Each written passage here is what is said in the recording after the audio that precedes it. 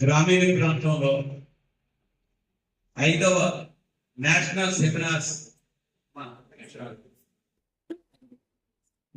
5వ national seminars ని పెట్టాలనే ఆలోచనతో ఇటు విద్యార్థుల్ని అటు అధ్యాపకుల్ని ఈ కార్యక్రమంలో నిమగ్నమయ్యేటట్టు ప్రయత్నం చేసిన ముందుగా మన కళాశాల ప్రిన్సిపల్ మూర్తి గారికి, అట్లాగే వాసు గారికి, ముఖ్యంగా ఈరోజు మనకి చీఫ్ గెస్ట్ గా వచ్చిన వరాధర్ గారికి,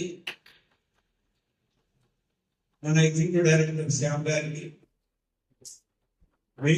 కింద ఉన్న మన అధ్యాపక వర్గానికి, ముందుగా విశ్వోదయ విద్యా సంస్థల నుంచి ప్రతి ఒక్కరికి మీ అందరికీ కూడా పేరు పేరున విశ్వోదయ విద్యా సంస్థలు చెప్పిన ప్రత్యేకమైన కృతజ్ఞతగా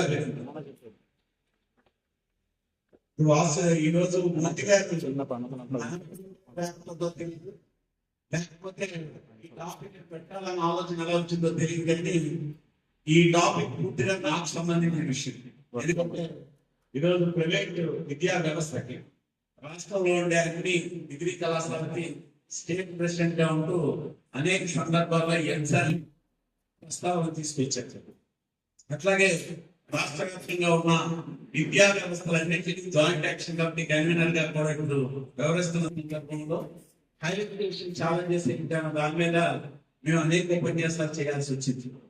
అయితే ఇప్పుడుండే సమయంలో నేను అంతా మీ దగ్గర ప్రస్తావించడానికి నాకు మినిమం గా గంటన్నర పై ఒకటి కావాలి, కానీ అవన్నీ ఈ అన్నింటినీ కూడా ఇప్పుడు మీ ముందుకు తీసుకురాకుండా కొన్ని ఇంపార్టెంట్ పాయింట్స్ తీసుకురావడం కావాల్సిన ప్రయత్నం చేస్తున్నారు.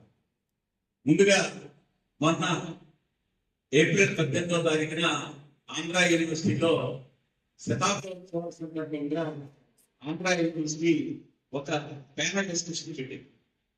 Same topic. ఆ టాపిక్ లో కీనోట్ ప్రెజెంటేషన్ ఇచ్చారు. అయితే ఈ టాపిక్ పెడతామని కూడా మనకు ముందుగా ఎక్కడ చెప్పలేదు, కానీ అది నా మీద అభిమానంతో ఈ టాపిక్ అని పెట్టాము అని నాకు డౌట్ వచ్చింది. ఇక టాపిక్ లోకి వెళ్తే, విద్య అనేది మనిషిని పరిపూర్ణమైన మనిషిగా తయారు చేయడానికి ఉపయోగపడుతుంది.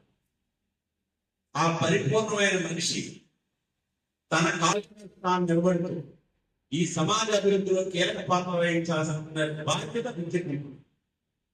ఆ విద్యని అభ్యసించేవాళ్ళు కానీ విద్యని మనకు బోధించేవాళ్ళు కానీ ఈ కాన్సెప్ట్ క్లియర్ గా గుర్తించుకోవాల్సిన అవసరం. ఎగ్జాంపుల్ ఏంటంటే, మనందరం ఏమనుకుంటున్నాం అంటే మేము ప్రైవేట్ కాలేజీలో చదువుతున్నాం అని ఖర్చు తక్కువ అని అనుకుంటాం, కానీ ప్రభుత్వం మన మీద లక్షలాది రూపాయలు వెచ్చిస్తాం. ఒక్క 10th క్లాస్ పిల్లాడి గవర్నమెంట్ స్కూల్లో ఒక విద్యార్థి మీద ఖర్చు పెట్టుకుంటే ఇయర్లీ 90,000 రూపాయలు.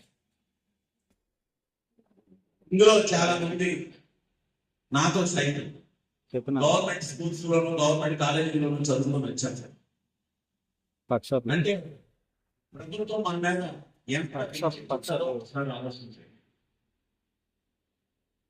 ఏదో స్థానంలో మీరు గవర్నమెంట్ కాలేజీలో చదువుకుంటారు, అది స్కూల్ లెవెల్లో కావచ్చు, జూనియర్ కాలేజ్ లెవెల్లో కావచ్చు, డిగ్రీ కాలేజ్ లెవెల్లో కావచ్చు, వివిధ సందర్భాల చదువుతాం. అలాగే కూడా ఈరోజు ఆంధ్ర యూనివర్సిటీ పరిధిలో మన ఎఫిలియేటెడ్ కాలేజ్ ఉంటే ఆ ఎఫిలియేటెడ్ కాలేజీకి మన డబ్బులతో మనం చదువుతున్నాం.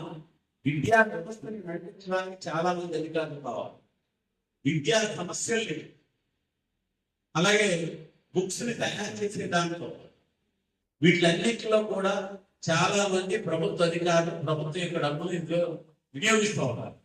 అంటే మనందరం కూడా ప్రభుత్వం యొక్క డబ్బులతో చదువుతున్నాం. ప్రభుత్వం డబ్బులు ఎక్కడి నుంచి వస్తున్నాయి అంటే ప్రజలందరి దగ్గర నుంచి వస్తున్నాయి. ప్రజలందరూ ఖర్చు పెట్టి మనం ఈరోజు సుఖంగా జీవించడానికి కావాల్సిన ప్రయత్నం చేస్తున్నాం.